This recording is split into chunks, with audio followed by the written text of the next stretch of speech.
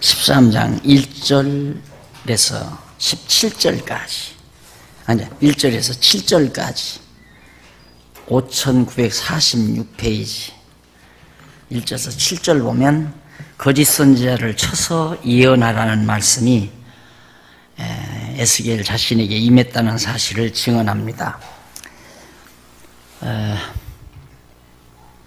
선지자가 거짓을 예언한다는 것은 어떤 의미에서 인간적으로 참 자연스러운 겁니다. 자연스럽다는 말은 훨씬 더 그쪽으로 거짓 예언을 할 가능성이 훨씬 더 많다는 얘기죠. 왜 그러냐면 하나님은 당장 눈앞에 보이지 않고 권력자들이나 기득권자들의 세력은 눈앞에 보이기 때문에 선지자가 아무리 하나님의 말씀을 전하는 선지자라 할지라도 현실을 무시할 수 없다는 것이 이제 생존의 기본 현상이죠. 생존해 가는 데 있어서는 현실처럼 아주 예민하고 민감한 것이 없습니다. 내가 현실에서 살아남느냐 죽느냐, 여기에서 이제 선지자도 인간이기 때문에 계산이 서지는 거죠. 내가 저 힘 있는 사람들의 편에 서야지, 힘 약한 사람들의 편에 섰다간 나 죽는다. 이런 계산을 하는 것은 인간적인 입장에서는 너무 자연스러운 겁니다.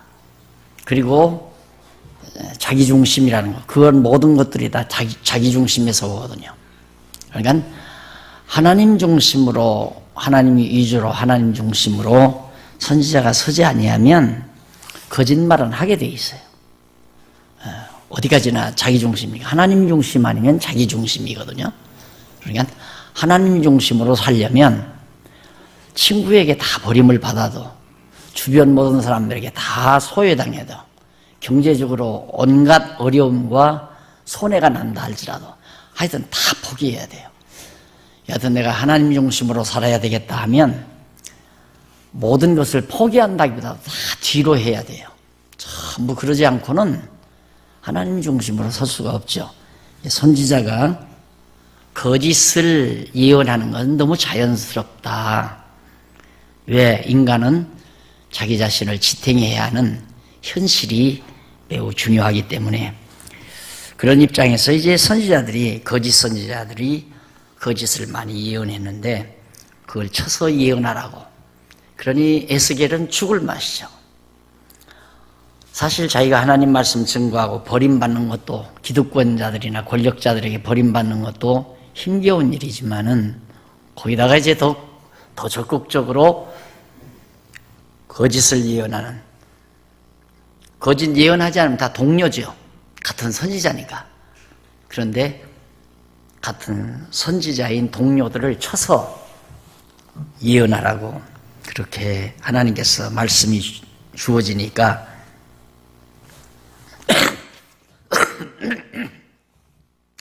에스겔로는 굉장히 이제 힘겨운 일이 아닐 수 없습니다. 그게 이제 1절로 7절에 나오는 내용인데, 거기 여호와의 말씀이 내게 임하여 가라사대, 인자야 너는 이스라엘의 예언하는 선지자를 쳐서 예언하되 자기 마음에서 나는 대로 예언하는 자에게 말하기를 너희는 여호와의 말씀을 들으라. 주 여호와의 말씀에 본 것이 없이 자기 심령을 따라 예언하는 우매한 선지자에게 화 있을진저. 자, 이유는 그겁니다. 자기 마음에 생각나는 대로 말하는 자들.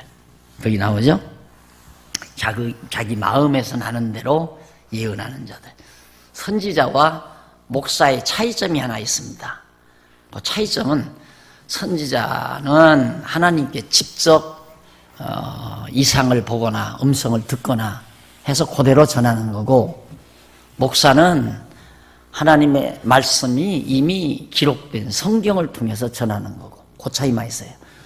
동일한 점은 뭐냐? 선지자나 목사가 동일한 점은 똑같이 하나님의 말씀을 증거하는 거다. 그건 동일하지만 증거하는 방법에 있어서 선지자는 직접 하나님께로부터 음성을 듣거나 환상을 보거나 가르쳐 주는 대로 전하는 거예요. 그러나 목사는 이미 기록된 하나님의 말씀 성경대로 전하는 거고. 그래서 사실 나는 설교가 못마땅하거든요. 특히 뭐 제목 설교니 뭐 주제 설교니 이런 설교들이 마땅치 않단 말입니다. 왜냐하면 그냥 성경에 있는 말씀만 전해야지 제목 걸어놓고 자기 하고 싶은 얘기 해가면 안 되죠. 그러니까 예를 들면 이 제목 설교는 성경에 쫙 이제 논리적으로 전개가 되어 있잖아요. 그래서 고집스럽게 제가 앞에서부터 차근차근 설명해 가는 것은 이 제목에 대한 유혹을 피하기 위해서예요.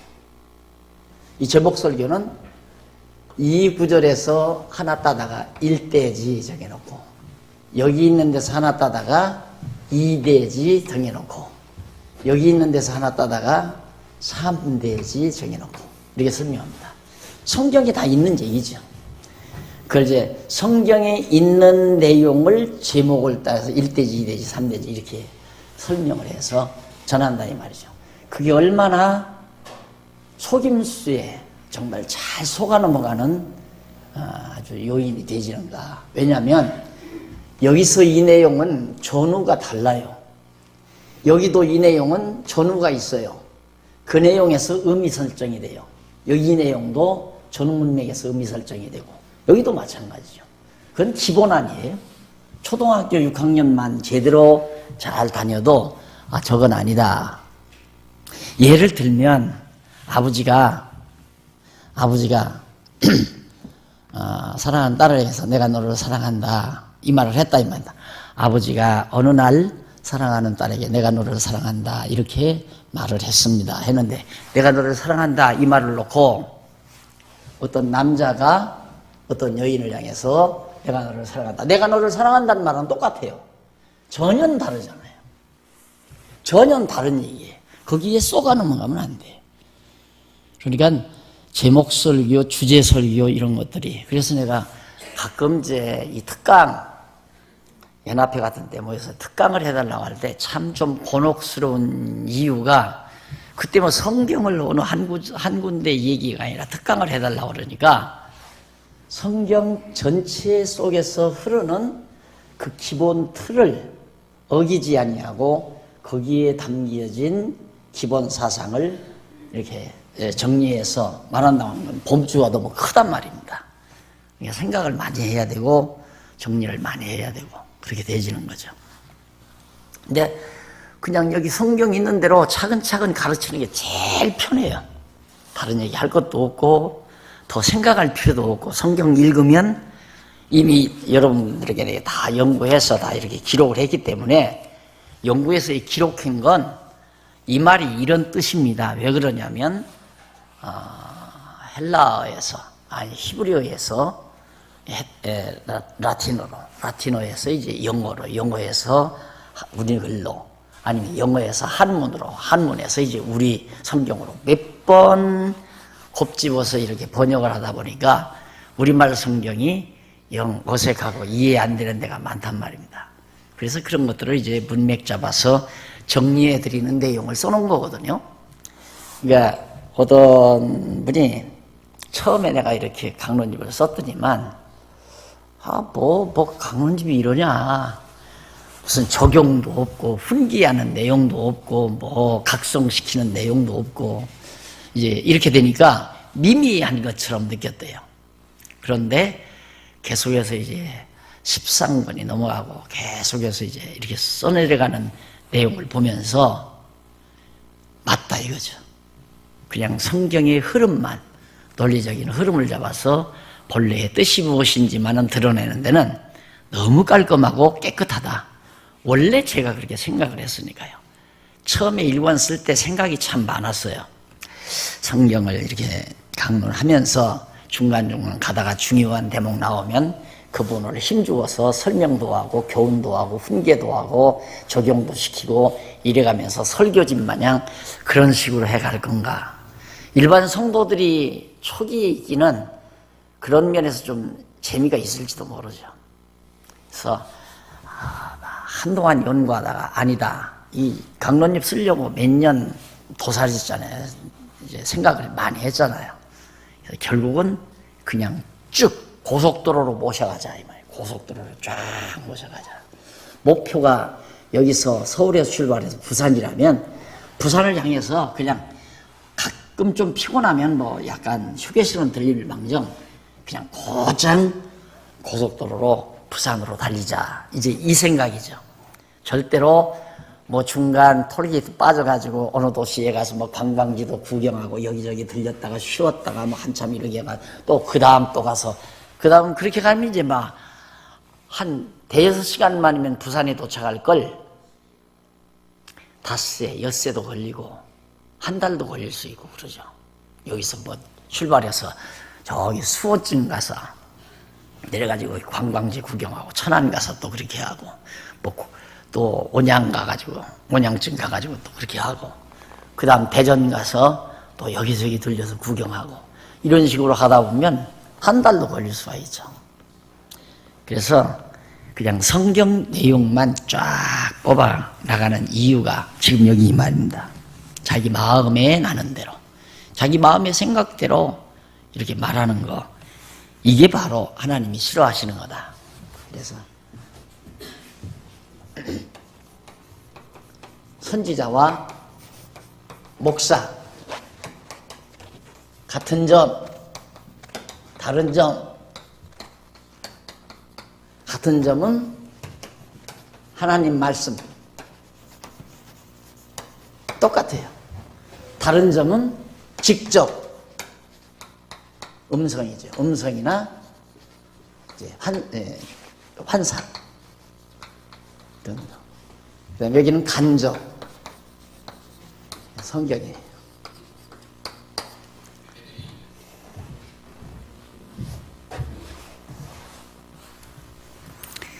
선지자도 하나님 말씀만 전해야 되고 목사도 성경, 하나님 말씀, 성경만 가르쳐야 되고 그래서 이제 이게 이제 처음부터 우리 정한종합교회가 처음부터 그걸 시도를 했으면 아마 교회가 안 됐을지도 몰라요. 왜 그러냐면 사람들이 그 당시에는 뭐 기복신앙이라고 해서 못 알아들으니까 그래서 아주 젖으로 유하게 만들어서 그렇게 보기다. 이제는 이만큼 성장했기 때문에 이제는 막 우리가 그런 확고한 진리운동을 우리가 할 수 있는 기반이 됐다.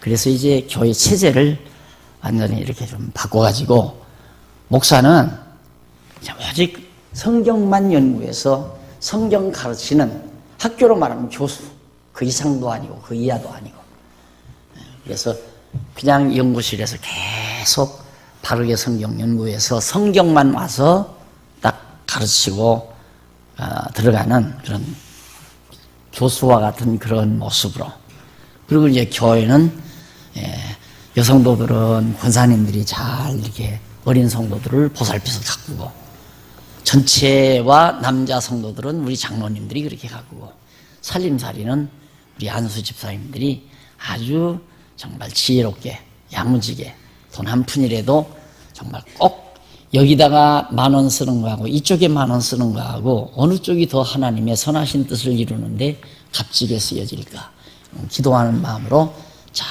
그렇게 해나가는 그런 체제로 가도록 지금 여러 가지로 연구하고 또 준비하고 그러고 있는 이유가 거기 있습니다. 그래서 오직 성경만 해야 하는데 중요한 건 마음에서 나는 대로 예언한다. 자기 마음에서 생각나는 대로 그냥 예언하는 거예요. 말을 하는 거예요.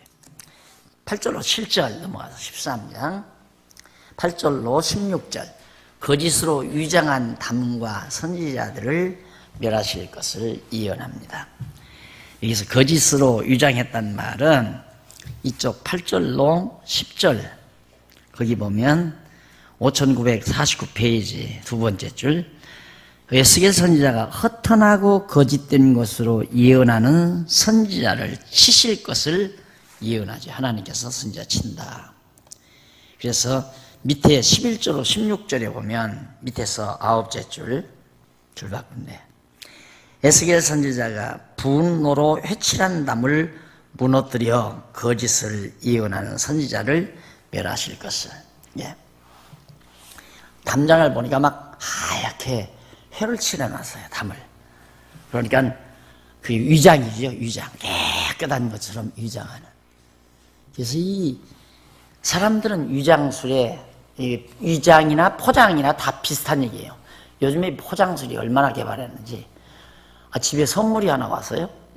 우체국에서. 이제 애들이 우체국 거래하니까 우체국에서 막 명절 때라고 보내는가 봐요. 얼마나 큰지 몰라. 막 이만한 거 봤어요. 야, 무슨 수분이 이렇게 클까? 무슨 전자제품이나 하나 되나? 하고 하나하나 이렇게 들어보니까 막 묻군해요. 무거워요 또. 끌러보니까 또 안에 또 포장이 또 있어요. 막 스티로폴로. 위에는 이제 아주 그냥 종이 뭡니까? 보로박 그것도 싼 것도 아니고 고급용으로 그렇게 해서 딱 있고. 그다음 그 스티로폴을 풀러보니까 또 거기에 스티로폴 밑에 뭐 또 하나 이렇게 담는 그릇이 있어요. 대나무 같은 걸 이렇게 엮어서 이렇게 한 거. 거기에 뭐가 있는 거냐 하면 왜 이렇게 돼요. 네, 조금 키워요.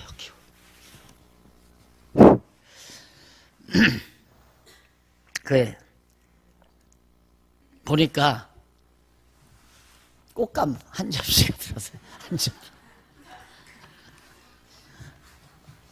난 그걸 딱 뜯어보면서 참 이런 얘기 들으면 또 목사님들 화나겠지만, 한국교회 목사님들 화나시겠지만, 한국교회와 어쩌면 그렇게 비슷하냐.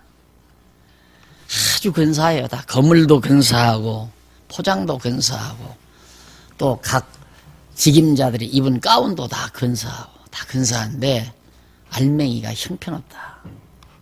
사실 그러잖아요. 포장은 참 근사합니다. 왜 이렇게 안 되죠? 이거 조금 더 올려보세요.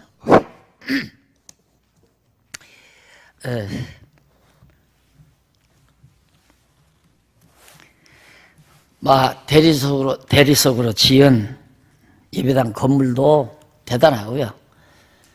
그 다음 그 안에 있는 그 직임자들의 그 여러 가지 뿐만 아니라 시설, 몇 억씩 나가는 파이프 오르겐 장치 다 해서 목사님들 입은 가운이며 찬양대들 장로님들 입은 가운, 모든 그 외형적으로 단장하는 것들 너무너무 호화롭고 아름답고 그렇죠. 그런데 정작 소중한 내용은 너무너무 부실하다. 이것이 한국교회의 모습인 것으로 비춰지는 것, 참 안타까움이죠. 회칠한 담과 같은 겁니다. 그러니까 그 당시에도 죄송합니다. 그 당시에도 정말 그 예루살렘 성전이 너무너무 더러웠고 안에는 막 우상숭배로 가득 찬데 담장은 하얗게 회를 칠해서 그렇게 아름답게 해놨으니까 그걸 지금 책망하는 얘기예요. 13장 17절로 23절. 거짓을 예언한 부녀를 책망하며 백성의 구원을 예언하는 내용이 거기 나옵니다. 거기서 17절로 19절 보면 이게 자꾸 뭐가 접촉했다 떨어졌다 그러는 것 같네요. 너 인자야, 너의 백성 중 자기 마음에서 나는 대로 예언하는 부녀들을 대면하여 쳐서 예언하여 이르기를 주 여호와의 말씀에 사람의 영혼을 사냥하고자 하여 방석을 모든 말뚝에 꿰어 매고 수건을 키가 큰 자나 작은 자의 머리를 위하여 만드는 부녀들에게 화 있을진저 너희가 어찌하여 내 백성의 영혼을 사냥하면서 자기를 위하여 영혼을 살리려 하느냐. 그러니까 상상을 해보면 되죠. 왜 여기는 또 거짓을 예언하는 부녀를 말하는가. 우리 한국교회도 지금은 많이 이제는 그런 부분은 사라졌는데 이제 그게 이제 목사라는 이름으로 나타났어요. 나는 솔직히 여자가 말씀 가리키는 걸 반대하지는 않습니다. 목사라고 해도 되고 권사라고 해도 되고 이 명칭이야. 여자도 왜 하나님 말씀 못 가리켜요? 얼마든지 깨달으면 가리키는 거지. 다만 그것이 권사라고 하든 목사라고 하든 가리키는 자인데,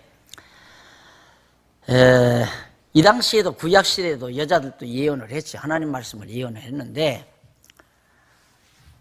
이 여자들 역시도 이제 거짓말을 예언하는 거예요. 자기 마음에 나는 대로. 그래서 내가 지난번에도 어디 가면서 그런 얘기하면서 서로 웃고 그랬습니다만은, 그렇게 짜고 하지 않습니까? 점치는 사람들이, 점쟁이들이 바람제비들을 몇 세워놓죠. 제비들을 몇 세워놓고는 가서 여자들 많이 모인 데 가서 어디 그 점쟁이 참 용하더라고. 너무너무 잘 맞춘다고. 이러면서 이제 얘기를 하면 그러냐고. 근데 우리 지금 아들이 장가를 가려고 했는데 그 여자하고 결혼해도 되는지 안 하든지 너무너무 잘 맞춘다. 그러니 가서 좀 물어보자. 간단 말입니다. 가면 점쟁이가 미리 소스를 받고 거기서 이제 얼마든지 조정을 할 수 있죠. 나이도 대충 얘기할 수 있고 또 관계도 얘기할 수 있고. 그럼 점쟁이가 그 점치러 간 사람이 깜빡한단 말입니다. 그러면서 거기서 그날은 내가 그런 얘기 했습니다만은 어떻게 대문으로 봉황이 날라드느냐 하고 한마디 해놓으면 가버리는 거예요. 잘 만났다 이 말이에요. 그래서 이제 결혼 성사가 되면 이제 사례도 받고 또 복채도 받고. 한국교회도 과거 그 짓을 한 겁니다. 그래서 요즘에는 그게 이제 많이 사라져서 어디 구국재단이라고 있어요. 구국재단 2층이나 3층 그런 데는 되게 여자들이 앉아 있습니다. 요즘에 또 기도원 원장이 여자들이 많이 있어요. 권사들. 이 권사라고 하니까 사람들이 무시하니까 이제 목사 만들자 해서 자기들끼리 몇몇이 모여서 안수해가지고 목사가 된 거예요. 이제 최자실 씨가 제일 먼저 목사가 된 거죠.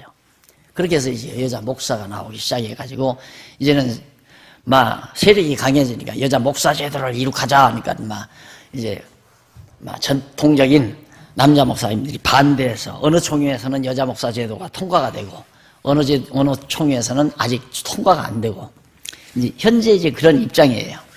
그런데 목사 되고 안 되고가 중요한 게 아니라 요즘도 우리 근래 교회사에서도 여자 권사님들이 그렇게 신앙생활을 다 빛나게 만드는데 크게 기여했거든요. 근데 목사님들은 이제 그런 권사님 하나 만나면 참 목회하기가 참 좋았습니다. 그래서 신방 다닐 때는 그런 권사님을 모시고 다니죠. 그럼 예배 드릴 때 이제 그 권사님을 기도를 시키면 그 권사님이 막 기도를 하면서 벌써 기도 안에서 기도하면서 다 그 집안의 모든 거 다 진짜로 보니까 영안이 열렸다 해서 장롱 밑으로 구렁이가 들어간다 이래가면서 왜 이렇게 이 집안이 시험이 오겠다 그러면 벌벌 떨잖아요. 그러면 이제 예배 드리고 잠깐 차 대접하려고 가서 준비하면은 그 권사님 저로 따라가가지고 목사님 책값이라도 드려 이러면서 이제 한마디 하면 이제 봉투 두드러 가게 해서 신방 연보라고 해서 내놓고 다 그러고 다닌 거 아니에요. 나 그렇게 할 줄 몰라서 안 하는 게 아니야. 아니니까. 그건 아니니까. 그렇게 하면 편치요. 어리숙한 사람들을 속여가지고 기분 좋게 연보로 혼납하게 해서 자기들 배부르게 먹고 즐기고. 이때도 마찬가지예요. 지금 이 에스겔이 예언했을 때 우상 섬기고 미신이 만연한 그런 시대에 여자들도 예언가가 돼서 거짓을 예언하고 하니까 그것에 대해서 엄청 책망하고 나오는. 그래서 만약에 어디서 여자 목사 제도가 생긴다 하더라도 철저히 공부시키고 정말 진리에 대한 열정이 있고 확고하게 진리만을 성경만을 가르칠 수 있는 그런 사명의식이 분명하면 왜 여자라고 가르치는 자가 못 될 이유가 뭐 있어요? 얼마든지 될 수 있죠. 하나님이 그런 은사를 주면. 근데 남녀 이것을 차등화시켜서 한다는 것은 그리스도 정신에 합당한 건 아닙니다. 이게 바울 때에도 고린도서에서 여자들이 좀 잠잠하라고 하는 얘기는 죄송해요. 여자분들이 말해요. 여자들이 조금 극성스럽잖아요. 그렇죠? 약간은 극성스럽단 말입니다. 그러니까 교회 안에서 시끄럽게 하는 건 여자들이라. 근데 우리 교회는 이제 시끄럽게 하지도 않지만 그만큼 성숙했다는 거죠. 이 교회를 어지럽히고 시끄럽게 하는 것이 여자들이기 때문에 방언한다, 예언한다. 그 당시에도 난리를 치니까 제발 여자들은 교회에서 잠잠해라. 그러고 한 거예요. 그런 고린도 교회를 향해서. 그런데 그것을 원칙적인 것으로, 원리적인 것으로 갖다가 교회 안에서 여자들은 잠잠하라고 그랬다. 그런데 왜 교회에서 그러면 현대교회에서 잠잠하라고 했으면 집사도 시키지 말고 권사도 시키지 말고 아무 직분도 맡기지 말고 기도도 시키지 말고 잠잠하라고 했으니까. 그런데 다 시키잖아요. 다 시키면서 이 목사 영역은 집어하지 마라. 장로 영역은 침범하지 마라. 이것은 남자들만 하는 것이다. 이런 식으로 해서 정말 그걸 제도화 만들어 놓은 것은 좀 넌센스죠. 그러니까 어쨌든 정말 여자들이 여기 이 당시에 부녀들이 거기 20절로 23절에 보면 52페이지 중간 부분 부녀들의 손에서 백성을 건지고 무능하게 하여 여호와를 알게 할 것을 예언하는 내용입니다. 그러니까 이 부녀들이 얼마나 많은 영혼들을 갈취 하는지 모른단 말입니다. 괴롭고 고통스러워서 하나님 앞에 기도받으러 왔다 그러면 막 기도하면서 막 아는 척하면서 막 죄를 지적하고 통회하라고 그러고 도둑질에 먹은 건 내놓으라고 그러고 도둑질에 먹은 건 이제 11조 안 된 건 내놓으라 이거죠. 그렇게 해서 이제 다 이 기도원 같은 것은 여자들이 원장 다 하잖아요. 권사 딱 시키면 가서 어디 쌈직한 좋은 경치 좋은 골짝 가서 몇만 병 사서 떡 들어앉아서 집 져놓고 앉았으면 참 세상에서 시리에 찬 영혼들이 찾아옵니다. 이제 어디에 기도원이 있다. 그리고 몇몇 이제 시내에다가 바람잡이 되면 어느 기도원 원장이 참 기도 능력이 있고 권능이 있고 예언을 잘하고 이런 얘기하면 이제 마치 도난동 꼴짝 찾아가듯이 찾아가는 거예요. 거기를 찾아가면 이제 걸려드는 겁니다. 그런 식으로 해서 이뤄놓으면 거기 가서 연보한다고 연보했는데 그게 다 그 권사, 그 원장이라는 그분의 재산, 자기 개인 소유예요. 이거 자기 거에 다. 그것이 한심한 한국교회 현실이에요. 그런 것들이. 네. 그래서 이제 그런 걸 방지하기 위해서 이제 통합적 같은 데서는 교회 재산을 몽땅 다 이제 총회 유지 재단으로 만들어 버렸어요. 그러니까 개교회에서 아무 능력이 없는 거예요. 그럼 거기는 총회 하나가 총회 우두머리들이 빗나가 버리면 그냥 몽땅 다 모든 교회가 할 수 없이 다 빨려 들어가는 거죠. 왜? 재산이 거기에 다 뭉쳐져 있으니까. 그래서 일장일단이 다 있어요. 그렇게 총회 재단으로 다 묶어놓으니까 세습이 안 돼요. 자기 개인, 목사가 자기 개인소로 만들 수가 없어요. 그런데 문제는 이제 총회가 신학적으로 빗나가 있으면 할 수 없이 거리 다 따라가야 되니까. 그게 이제 불합리한 거고. 개교회 재단으로 만들어 놓으면 이제 목사가 또 다 개인 소유로 만들어 버리니까 그게 문제가 되는 거고. 그래서 이제 그런 문제를 보완해서 해나가는 것이 이제 우리 교회의 지금 취지인데, 과거나 예나 이처럼 참 한심한 그런 종교 상황이 벌어지고 있는 겁니다. 그 14장에서 15장 보면 죄로 인한 멸방 예언입니다. 당연하죠. 그런 죄로 인해서 결국 예루살렘이 망한다. 1절로 11절, 14장 1절로 11절. 범죄한 장로와 선지자를 멸하여 본을 삼는다고 예언합니다. 범죄한 장로, 지도자들이에요. 선지자, 이 장로와 선지자, 이 지도자들이거든요. 이게 지금으로 말하면 장로와 목사라고 할 수 있죠. 목사가 선지자는 아니지만, 선지자는 하나님께 직접 받아서 말하는 게 선지자지만, 목사는 이제 기록해 놓은 하나님의 말씀, 성경을 풀어 가르치는 게 이제 목사고, 장로는 여전히 이제 교회를 다스리는 자, 지도자. 장로와 선지자들이 하나님께서 다 멸망시켜서 본을 삼겠다라고 하는 내용이 11절까지 나오고, 그 다음 넘어가서 12절로부터 23절 58페이지. 재난 때 자기 의로 산 자들에 의해 위로받음을 예언합니다.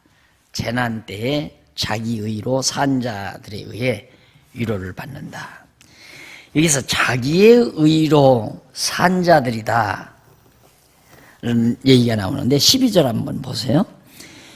여호와의 말씀이 또 내게 임하여 가라사대 인자야 가령 어느 나라가 불법하여 내게 범죄함으로 내가 손을 그 위에 펴서 그 의뢰하는 양식을 끊어 기근을 내려서 사람과 짐승을 그 나라에서 끊는다 하자.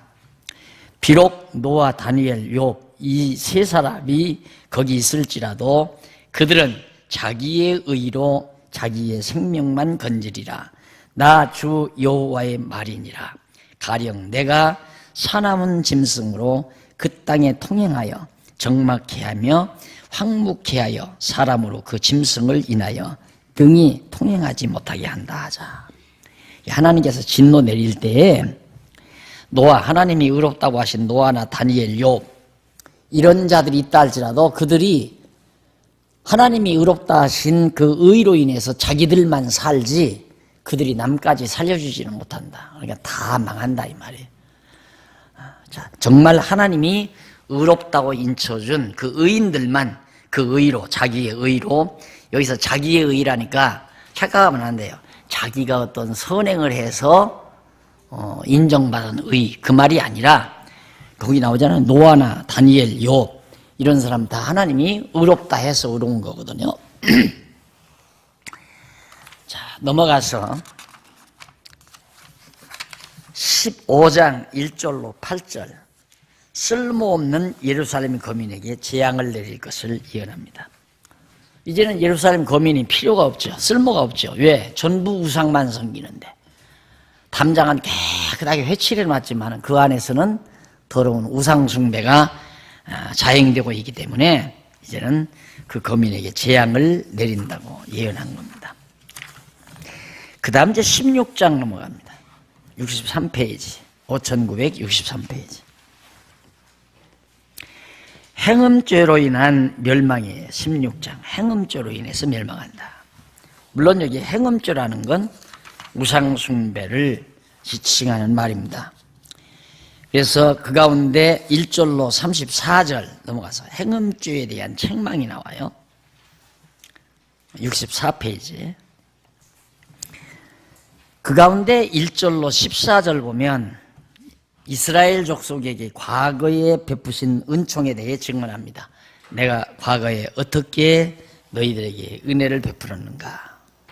가나안 땅에 처음에 살 때 가나안 땅에 사는 족속처럼 버려졌던 족속임. 그러니까 이스라엘 족속들이 애굽 땅에 버려졌잖아요.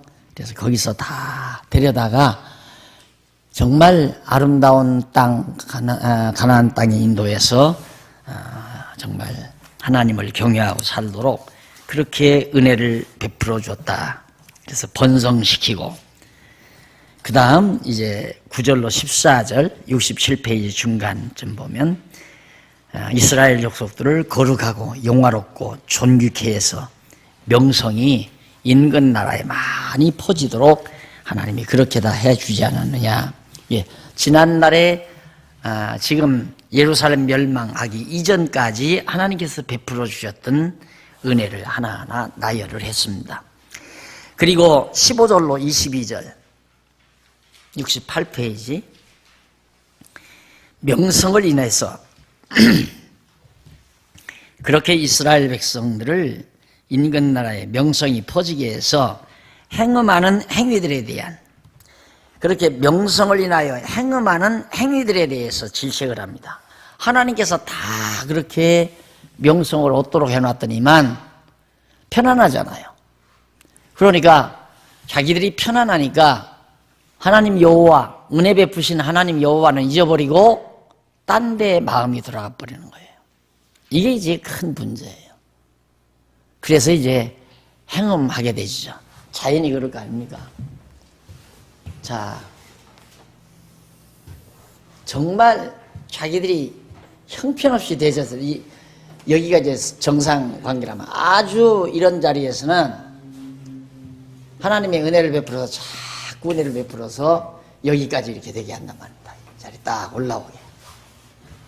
그러면 얼마나 좋아요. 편안하고 정말 영화롭고 즐겁고 모든 사람이 인정을 받고, 여기서는 이제는 자기가 어떻게 하면 이 자리를 내가 떠나지 아니하고 이 영화를 계속해서 누릴 수 있을까. 그래서 인근 나라들과 주변 나라들과 자꾸 교류를 해요.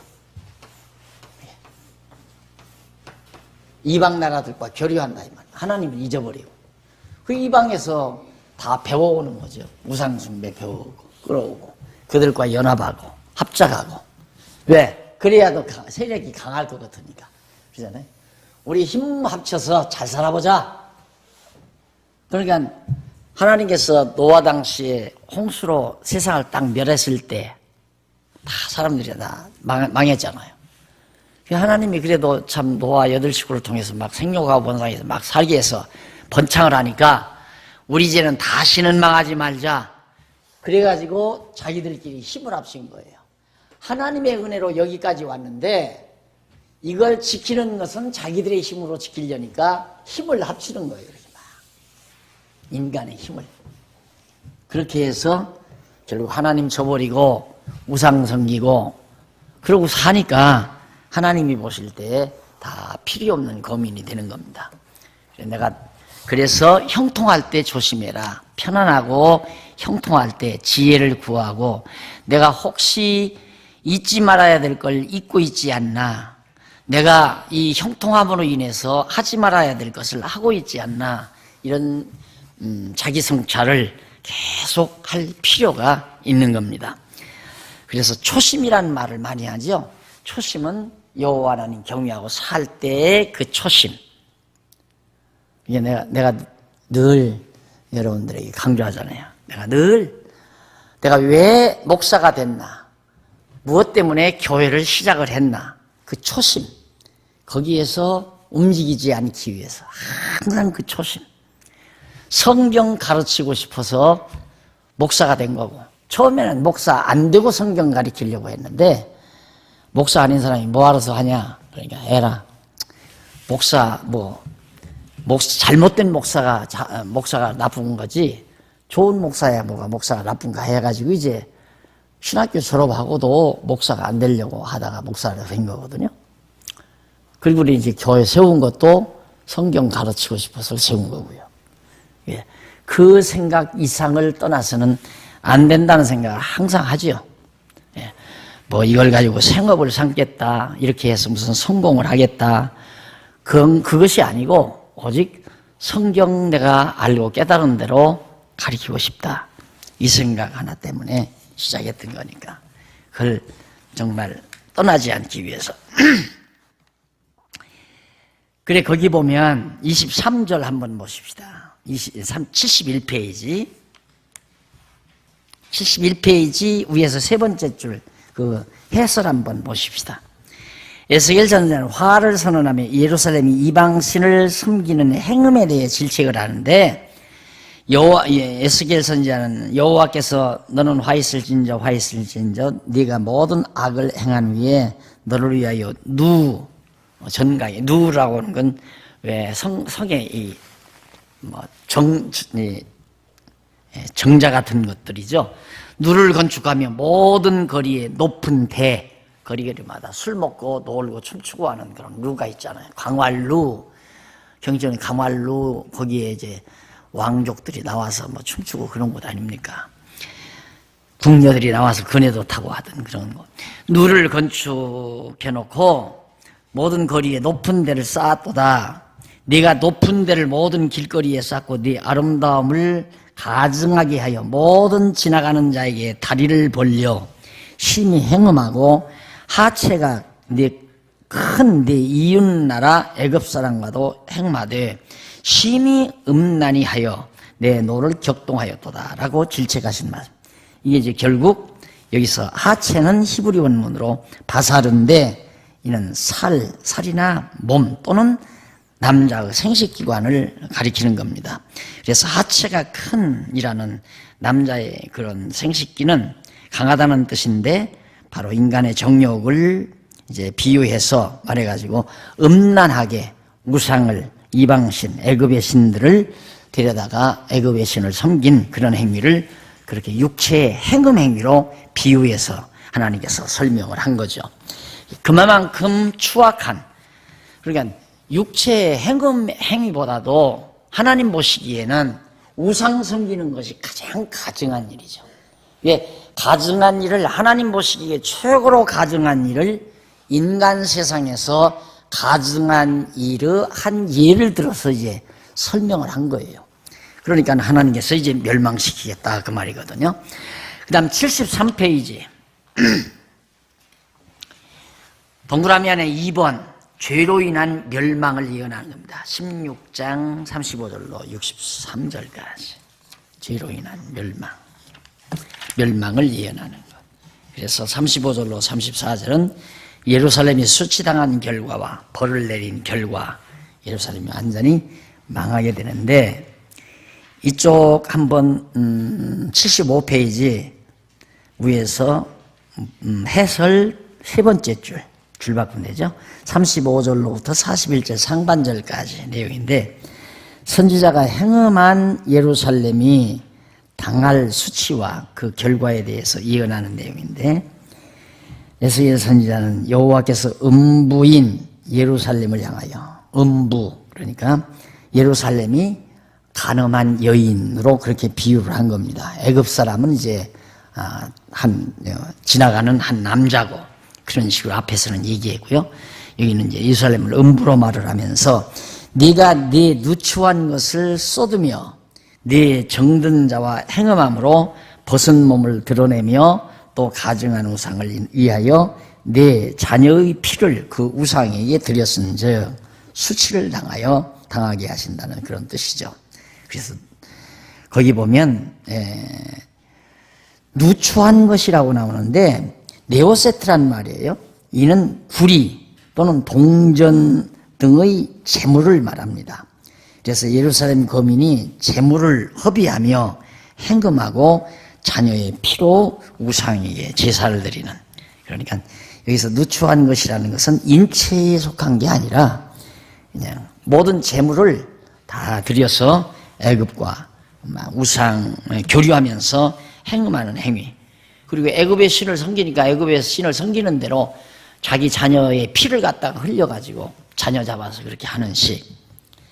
하나님 보시기 얼마나 그의 가증한 것으로 됐겠는가. 그래서 결과가 이제 멸망을 하게 된다. 그런 얘기고. 41절 하반절로부터 43절 76페이지 행음으로 인해서 여호와께서 벌을 내리신 결과에 대해서 말을 합니다. 결국 예루살렘이 다 황폐하게 되고 그 결과가 나오는데 첫째는 내가 너로 곧 음행을 그치게 하리니 네가 다시는 값을 주지 아니하리라. 결국 이제 우리 음행을 그치게 한다는 말은 멸망시키겠다 이거예요. 둘째는 그리한즉 내가 네게 대한 내 분노가 그치며 내 투기가 네게서 떠나고 마음이 평안하여 다시는 노하지 아니하리라. 하나님의 노를 그치게 하겠다. 그 다음 셋째는 네가 어렸을 때를 기억하지 아니하고 이 모든 일로 나를 경록해 하였은즉 내가 네 행위대로 네 머리에 보응하리니 네가 이 음란과 내 모든 가증한 일을 다시는 행치 아니하리라. 못하게 하나님께서 해주신다는 얘기예요. 넘어와서 78페이지 44절로 46절 거기는 행음한 예루살렘 음녀의 신분에 대해서 속담에 의해 비유로 증언하는 내용입니다. 속담을 들어서 예루살렘을 음란한 예루살렘을 이제 비유해서 말하는데 44절 한번 보실까요? 44절에 보면 무릇 속담하는 자가 내게 대하여 속담하기를 어미가 어떠하면 딸도 그렇다 하리라. 그 어미 그 딸이다 그러죠. 예루살렘이 그 조상부터 그렇게 정말 타락하게 살았다, 닮았다. 그러니까 대대로 그렇게 하나님 앞에 범죄하며 산다 이거죠. 그리고 너는 그 남편과 자녀를 싫어한 어미의 딸이요, 너는 그 남편과 자녀를 싫어한 형의 동생이로다. 그러니까 남편과 자녀를 싫어한 이 말은 예루살렘의 남편은 하나님이죠. 하나님도 싫어하고 또 정말 백성들도 싫어하고 그런 자가 예루살렘이다. 그리고 그런 어미, 그가 어미, 남편과 자녀를 싫어하는 어미 예루살렘이 그런 자고, 남편과 자녀를 싫어한 형의 동생이다. 형도 타락하고 동생도 닮아서 그렇게 됐다. 그런 식으로 비유를 들어서 하는 얘기예요. 그 다음 넘어가십시다. 넘어가서 79페이지 밑에서 네 번째 줄 53절로 55절에 보면 소돔과 사마리아와 예루살렘과 그 성읍 주변 성읍들의 회복에 대해서 예언하는 내용입니다. 그러니까 앞으로 사마리아도 회복이 되고 소돔도 예루살렘도 그 주변 성읍도 하나님께서 다 장차 회복시키겠다. 56절로 63절 80페이지 아랫부분에 보면 징계하지만 용서하여 자랑치 못하게 하실 것을 예언하는 내용입니다. 하나님께서 때리시고 싸매는 이유는 자랑하지 못하게, 교만하지 못하게. 결국 자랑은 교만에서 나오는 겁니다. 자랑을 잘하는 사람은 확실히 교만기가 있는 사람입니다. 자기 잘난 척하는 사람이거든요. 그래서 친구 사귀기가 참 어렵다 하지만은 한두 번 만나보면 알잖아요. 친구 해야 할 사람인지 안 해야 할 사람인지. 만나기만 하면 자식 자랑, 남편 자랑, 자기 자랑 하면 친구하면 안 됩니다. 언젠가는 그 사람한테 당하죠. 그만큼 그 사람 마음속에는 자만기가 가득한 사람입니다. 그래서 여기도 오면 하나님께서 왜 때리셨다가 싸매는가, 징계했다가 왜 회복시켜 주시는가, 자랑하지 못하게 하려고, 교만하지 않게 겸손하게 하기 위해서. 겸손하다는 철저히 하나님 여호와 의지하고 사는 삶. 누가 그래요? 자기가 뭘 지금 계획해서 해나가는데 지금 진행하고 있는데 안 되면, 이 일이 안 되면 하나님이 막으시는 줄 알고 그냥 현재 하는 일 열심히 하려고 생각합니다. 그 말을 듣고 참 생각 참 잘한다. 하나님이 막으시는 걸 억지로 하려고 하는 것부터가 그것도 교만한 거거든요. 제 고집대로 하려고 하는 거예요. 하나님이 막으시면 하지 말아야 돼요. 되는 걸 해야죠. 안 되는 걸 왜 하느냐 말입니다. 안 되는 걸. 안 되면 안 하는 거고, 하지 말고 지금 되는 일 열심히 하고, 그것이 겸손한 사람이에요. 하나님이 안 되게 하시는구나. 그것 때문에 막 안 됐다고 절망하고 막 그냥 괴로워하고 하는 건 자기가 이미 그 마음으로 교만해진 거예요. 예를 들면 나는 이제 앞으로 6개월 후에는 아마 50평짜리 아파트로 내가 이사를 가야 되겠다 계획을 했어요. 그런데 이게 갈수록 일이 꼬이고 안 돼요. 실망을 해요. 이미 자랑은 다 했어요. 앞으로 6개월 지나면 나 50평짜리로 이사 갈 거라고. 다 자랑도 다 해놓고 다 알려놓고 다 그랬는데 안 된단 말입니다.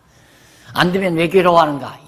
이거 그리로 이사를 가야 그 다음 내가 자랑하는 것이 다 정말 되는데 그만큼 내가 이제 내 입지가 서지는데 그게 안 되게 생겼으니까 괴로운 거예요. 그런 거 전부가 다 교만에서 나오는 거예요.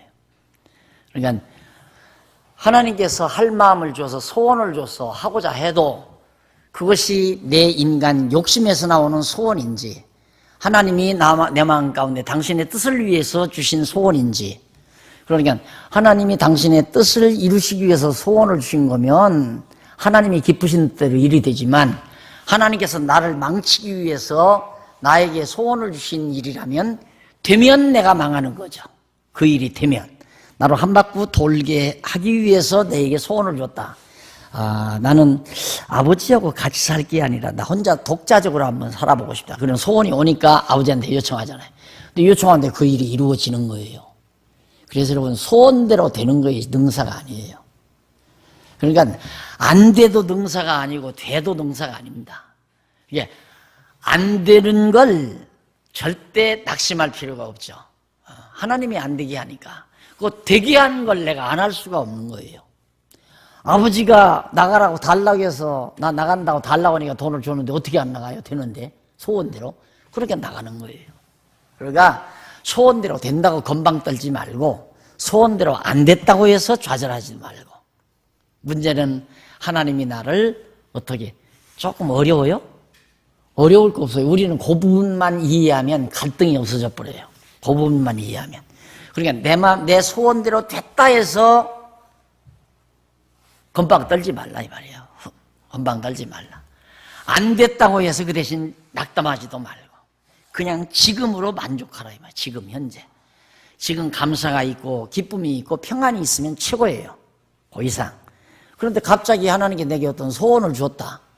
그것이 내 욕심을 채우기 위한 소원이라면 하나님이 나를 돼지우리로 한 바퀴 돌게 하시려고 하는구나. 틀림없죠 그건. 그러나 내 욕심이 아니고 성령의 소욕 따라 주시는 소원이라면 나를 선한 도구로 쓰시려고 하는 거구나. 그래서 하나님이 시키는 대로 쓰임받으면 되는 거예요. 살아가기가 얼마나 쉬워요. 참 쉬운 거죠. 이걸 여러분들이 20대에 깨닫고 10대에 깨달았다 하십시다. 끝내주는 거죠. 진짜. 그 사람을 당할 사람이 없습니다. 아무도. 당할 사람이 없어요. 그걸 깨닫고 살면 사람답게 살 수가 있어요. 남에게 아첨할 필요도 없고 비굴해질 필요가 없고 하나님이 낮추시면 얼마든지 낮아질 수도 있고. 그러니까 내가 언젠가 그랬죠. 하나님이 나를 지금이라도 낮추시면 나는 어느 정도까지 낮아질 수 있나. 물론 병들기 위해서 욥처럼 뭐 할 수 없는 거죠. 그렇게까지만은 환경적으로 나를 낮추신다 하면 내 건강만 안 데려가신다면, 안 뺏어가신다면, 지금의 건강만 이래도. 우선 임시로 급한 건 나무 몇 개 잘라다가 웅덩이 파고, 웅덩이 깊이 파지 말고 한 1m 정도만 파면 되겠다. 1m 정도 파고, 딱 해서 물바지하고, 나무 옆에서 이영치고, 그러면 희마기하고 잠잘 수 있어요. 그리고 놓고는 이제 벽돌 찍어서 흙벽돌 딱 만들어서 집 짓고 살아가면서 호박 심고 강벼 심고 강냉이 심고 그러면서 이 속에 담겨있는 것 시간 나는 대로 쓰고 기록해서 조금이라도 여유 있으면 책을 펴고 신문이 안 되면 무슨 조그만한 편지문이라도 만들고 그렇게 해서 세상과 소통하면서 그렇게 사는 거죠. 하나님이 그렇게 하시라고 하면. 그래도 지금 생각으로는 하나 원망이나 좌절 안 할 것 같아요. 그러니까 그런 마음을 가지고 간다면 남에게 비굴할 건 뭐 있어요? 안 그래요? 비굴하게 살 것도 없고 남 신세지려고 할 것도 없고 의지하려고 할 것도 없고 그래서 인간답게 살아갈 수 있다는 얘기입니다. 예, 그게 어디에서 나온 건가? 여호와라는 지식에서 오는 거예요. 우리가 세상 살다가 멸시받을 때처럼 참 모멸감, 그거 견디기 힘들죠? 근데 그것도 없어져 버려요. 모멸감도 없어져 버려요. 돈 좀 있고 조금 자기가 여유가 있다고 해서 사람 이렇게 뭉개는 사람들이 있죠? 이게 천시하고 가난한 사람들 멸시하고 우스운 거죠. 가소로운 거죠. 어리석은 참 저 사람 참 어리석다. 참 치졸하구나. 이렇게 그냥 평가해버리면 끝나는 거죠. 예, 정말 여호와 하나님을 아는 지식이라는 게 얼마나 대단한 건가. 하나님께서 이처럼 자만하지 못하게 나를 때리시고 가끔 싸매시고, 예? 엄마 앞에서 막 때를 쓰다가 왜? 내가 하고자 하는 대로 해달라 이거야. 이놈이 엄마 앞에서 벌써 자존심이 생긴 거죠. 엄마 내 요구 들어줘 하고 막 떼쓰는 놈. 도저히 해서는 안 되니까 엄마가 때리잖아요. 때리면 이제 그때는 포기하죠. 감싸주죠. 엄마 품에 푹 안겨가지고 푹 잠들잖아요, 애기가. 그때는 자기 고집이 다 꺾어진답니다. 똑같은 거예요. 하나님이 우리를 다스려갈 때도 그렇게 다스려갑니다. 오만 떨고 방자하게 살면 하나님이 한번 휘갈려서 고통 속에서 방황하게 하다가 싸매주셔서 정말 하나님의 그 평안한 품 속에서 안식의 잠을 편안히 들 수 있도록, 평안을 누릴 수 있도록 해주시는 하나님의 그 섭리가 우리들의 인간 생활 속에서 모형적으로 다 보여줘요. 전부가 다. 그래서 교회도 부부 생활로 비유를 했고, 또 이스라엘 나라도 역시 가정으로 비유하잖아요. 남편과 아들, 자녀들 이렇게 남편으로. 부자의 사랑을 하나님과 인간, 성도에 대한 사랑으로 우리가 비유를 하고.